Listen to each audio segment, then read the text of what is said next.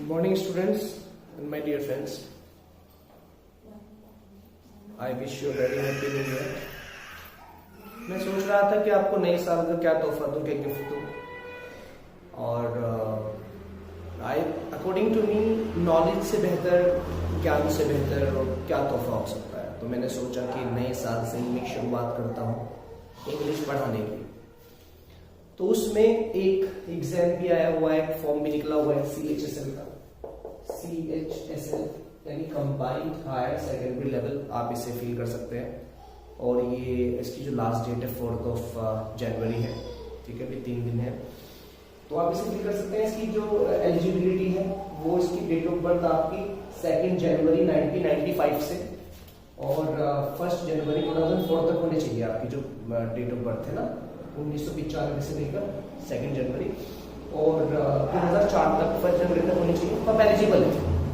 इसकी जो फीस है वो 100 रुपीज़ है मेल कैंडिडेट्स के लिए, वो चाहे OBC जनरल हो, और जो फीमेल कैंडिडेट्स हैं उनके लिए फ्री ऑफ कॉस्ट है, ठीक है। और अब इसमें थोड़ा सा बात करते हैं इसके सिलेबस की, क्योंकि फिलहाल हम CHSL का ही करेंगे और उसमें इसके साथ साथ जो मैं ग्रामर पढ़ाऊंगा वो 9th से लेकर 12th तक के लिए स्टूडेंट के लिए हेल्पफुल होगा। उसमें जो ग्रामर आएगी वो बेसिक होगी। तो इसकी फिलहाल हम कौन से टॉपिक इसमें है उससे हम डिस्कस कर लेते हैं जो मैं पढ़ने हैं, ठीक है। और वो जो मैं टॉपिक पढ़ाऊंगा वो मेरा तरीका ये होगा कि जो भी स्टूडेंट ग्रामर पढ़ना चाहते हैं, इंग्लिश पढ़ना चाहते हैं, सबके लिए है ना। तो देखिए ग्रामर आएगी इसमें, इसके अलावा इसमें आएगी वोकैबुलरी और इसके अलावा कॉम्प्रिहेंशन। ये तीन चीज आएगी, ग्रामर, वोकैबुलरी, कॉम्प्रिहेंशन, ठीक है। इसमें जो एग्जाम होंगे टायर 1 और टायर 2, ठीक है। 2 टायर 1 एग्जाम होता है, टायर 2 और टायर 1 है उसमें 25 into 2 50 मार्क्स की इंग्लिश आएगी। 25 क्वेश्चंस होंगे टायर 1 में, 25 क्वेश्चंस होंगे और एक क्वेश्चन 2 मार्क्स का होगा। और टायर 2 में क्या होगा 40 into 3 120 मार्क्स, 40 क्वेश्चंस होंगे और 3 मार्क्स का एक 120, तो 170 मार्क्स की इंग्लिश आएगी। 2 सब्जेक्ट इसमें बहुत इंपॉर्टेंट है, मैथ्स और इंग्लिश। अगर if you are good at mathematics and English तो you can easily crack this exam, okay. अब इसमें ग्रामर जो है, ग्रामर के जो टॉपिक्स है, पार्ट्स ऑफ स्पीच है, जैसे कि आप जानते हैं noun, pronoun, verb, adverb, preposition, वो है। इसके अलावा अगर मैं बात करूं सेंटेंस क्या है ना, वो हम पढ़ेंगे।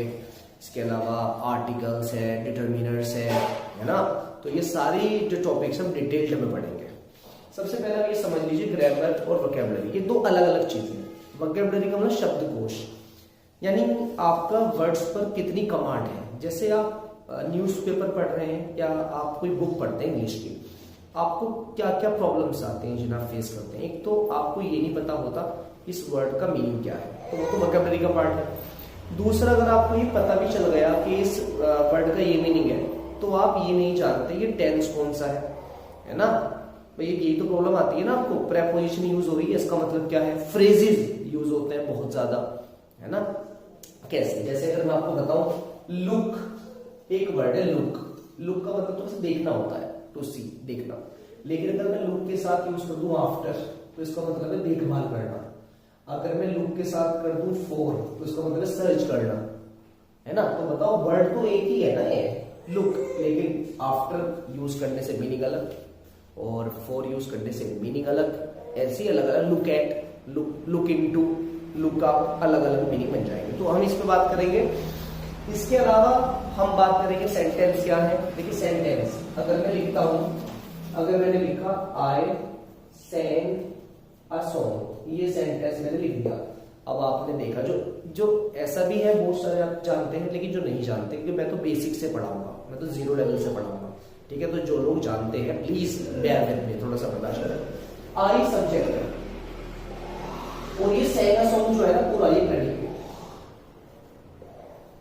अब इनमें फर्क क्या है, जो सब्जेक्ट होता है ना इसका मतलब होता है जिसके बारे में बात की जा रही है, व्हाट वी टॉक अबाउट, जिसके बारे में बात की जाती है ना उसे बोलते हैं सब्जेक्ट। तो यहाँ आई के बारे में बात की जा रही है, और जो बात की जा रही है यानी व्हाट इज टोल्ड अबाउट उसे बोलते हैं प्रेडिकेट, ये प्रेडिकेट है।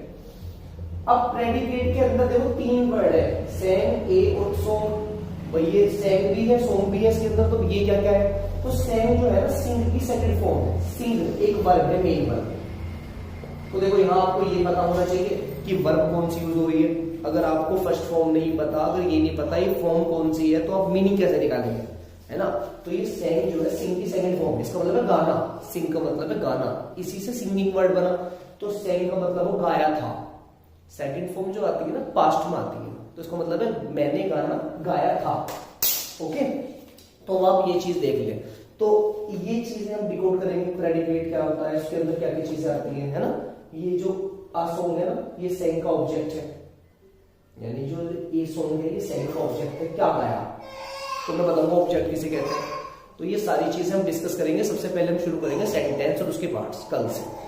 तो आज तो मैंने आपको इंट्रोडक्शन दिया, CHSL का ये फॉर्म निकला हुआ है, इसे फिल कीजिए आप। इसके अलावा जो स्टूडेंट भी 9 से 12 तक के बीच में है, उससे नीचे भी जो है मैं बिल्कुल बेसिक से पढ़ाऊंगा। तो ग्रामर में आपको कॉन्सेप्चुअली पढ़ाऊंगा, रूल्स के हिसाब से नहीं, कॉन्सेप्ट के हिसाब से। बिकॉज रूल्स वो होते हैं जिन्हें आप रटते हैं, जिन्हें आप याद करते हैं, कॉन्सेप्ट वो होते हैं जिन्हें आप समझते हैं। तो हम समझ के पढ़ेंगे, बिल्कुल एक न्यू वे, इनोवेटिव वे होगा। I hope you will like it. Okay, thank you.